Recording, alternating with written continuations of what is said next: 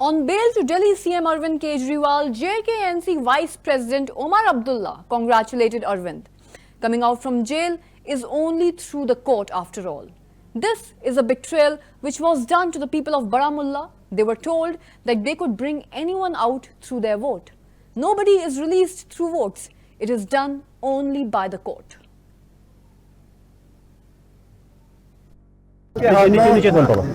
कश्मीर को बहुत नुकसान का सामना करना पड़ा है। जम्मू में, कश्मीर में हर तरफ आप देखें तो लोग मायूस हैं, परेशान हैं।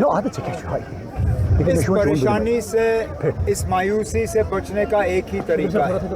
बीजेपी और जो बीजेपी की मदद करने की तैयारी कर रहे हैं 8 अक्टूबर के बाद, उनको इस इलेक्शन में शिकस्त दिलवानी है।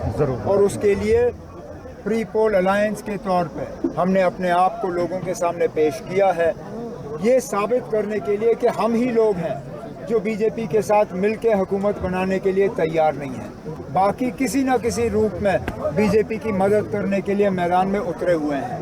हमारी वोटरों से मोतबाना गुजारिश है कि अलायंस के उम्मीदवारों को यहाँ से कामयाब करके भेजें, ताकि हमें एक तो बीजेपी से जम्मू कश्मीर को बचाने का मौका मिलेगा, और यहाँ जो भी नाइंसाफियाँ इस्तेसाल हुए हैं पिछले 8-10 साल से, उनको हमें दुरुस्त करने का मौका मिलेगा। अरविंद केजरीवाल को बेल मिली सुप्रीम कोर्ट की तरफ से, मुबारक है उनको। ना निकलने का तरीका तो अदालत ही है। यही तो धोखा बारामूला के लोगों को मिला।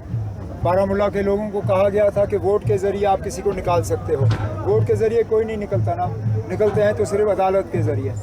सीताराम येचुरी का देहांत हुआ सर। अब हमारे मंशूर में ऐसी कौन सी बात है ना जिसका उन्होंने जिक्र नहीं किया। हमने मसले कश्मीर के हवाले से बात की, हमने 370 के हवाले से बात की, हमने हिंदुस्तान और पाकिस्तान के ताल्लुकात बेहतर करने के हवाले से बात की, और यहाँ लोगों के रोज़मर्रा के मसलों के हवाले से बात की। मुझे ऐसा बताइए ना, हमने ऐसा कौन सा इशू छोड़ा है जो लोगों को जाके टच नहीं करती। अब इंजीनियर रशीद साहब ने कल शायद ये कहा कि अगर मैं उसके साथ वापस दिल्ली जाने के लिए तैयार हूँ तो वो मैदान छोड़ेंगे हमारे हक में। मैं आज कहता हूँ ना, जिस दिन उसको वापस तिहाड़ जेल वापस जाना होगा, मैं साथ जाऊंगा उसको वहां छोड़ने के लिए। मैदान छोड़े और घर में बैठे। गुलाम नबी आजाद ने कहा अपने ये बताएगा कि 370 को लेके उनका मतलब एजेंडे को डिफाइन करेंगे, तो हम डिफाइन करने की क्या जरूरत है। हमने कहा है कि हम इसके बहाली के लिए लड़ाई लड़ेंगे। हमने तो कहा है हम 2 चीजों पे लड़ रहे हैं ना, एक तो बीजेपी को बाहर रखने के लिए, और हमसे जो छीना गया है उसको दोबारा बहाल करने के लिए। कल जब इंजीनियर रशीद साहब से एक सेमिनार में यही सवाल पूछा गया कि क्या वो बीजेपी की मदद करेंगे इलेक्शन के बाद, वो उस पर खामोश रहे।